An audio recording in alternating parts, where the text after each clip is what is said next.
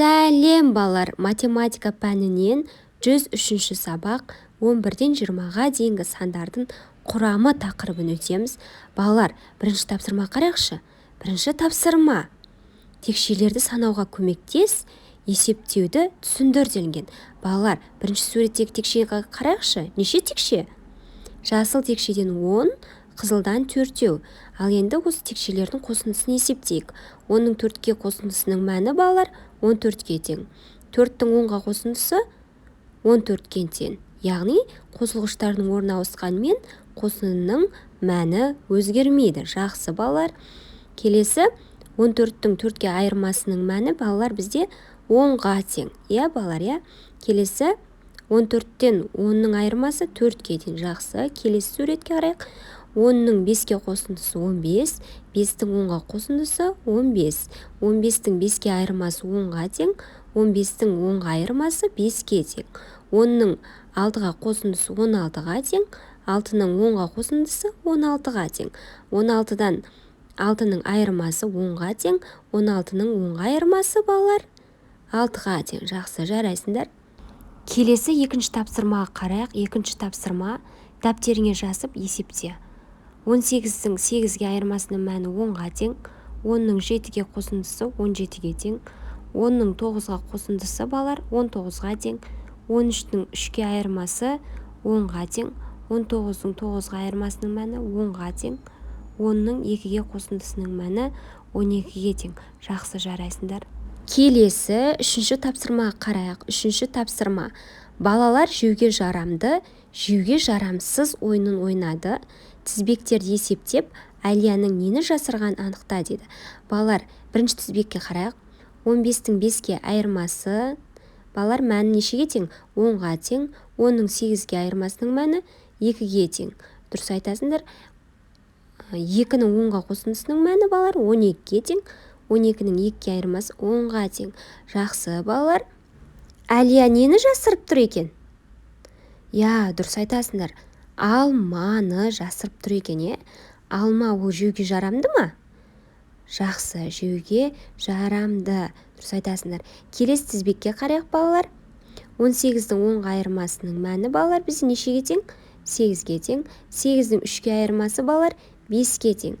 5-тің 5-ке қосындысының мәні балалар 10-ға тең. 10-ның 6-ға айырмасының мәні 4-ке тең. Балалар, 4 санда нені көріп тұрмыз? Қуыршақ. Ал қуыршақты жей аламыз ба? Жоқ, жеуге жарамсыз екен. Жақсы, жарайсыңдар балалар. Олай болса, 4-ші тапсырмаға қарайық. Есепте шығар, кері есептер құрастыр делінген. Сырым 16 алма, ал Әлия 10 алма жинады. Сырым қанша алма артық жинады? Сырым 16, Әлия 10 алма. Неше алма екендігі белгісіз. Шешуі 16-ның 10-ға айырмасын есептейміз. Яғни 6-ға тең. Жауабы 6 алма. Балалар, енді осы есепке кері есептер құрастырайық. Сырым 16 алма жинады балалар, Әлия 10 алма жинады. Барлығы неше алма жинады? Балалар, алмен қысқаша шартын құрайық, Сырым 16 алма, Әлия 10 алма.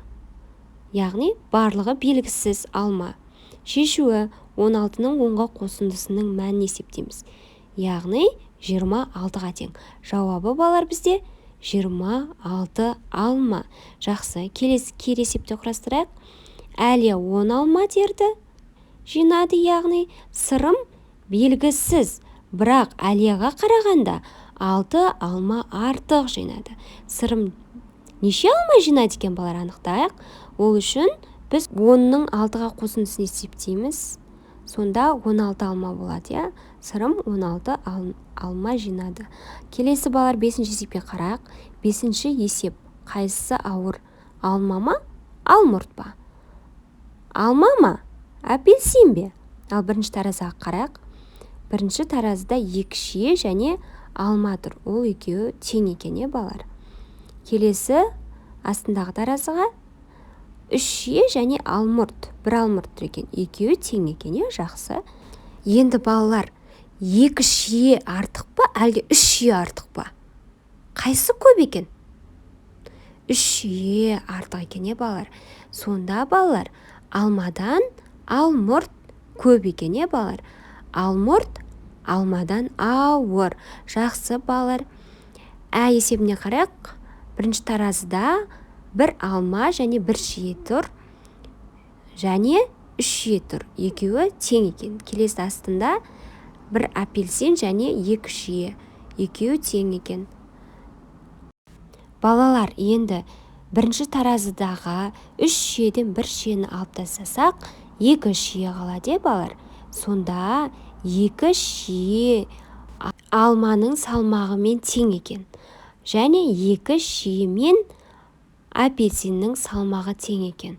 Апельсин мен алманың салмақтары тең. Жақсы, жарайсыңдар, балалар.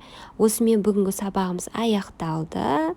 Каналға жазылып, лайк басып, комментарий қалдыруды ұмытпаймыз. Сау болыңдар, балалар.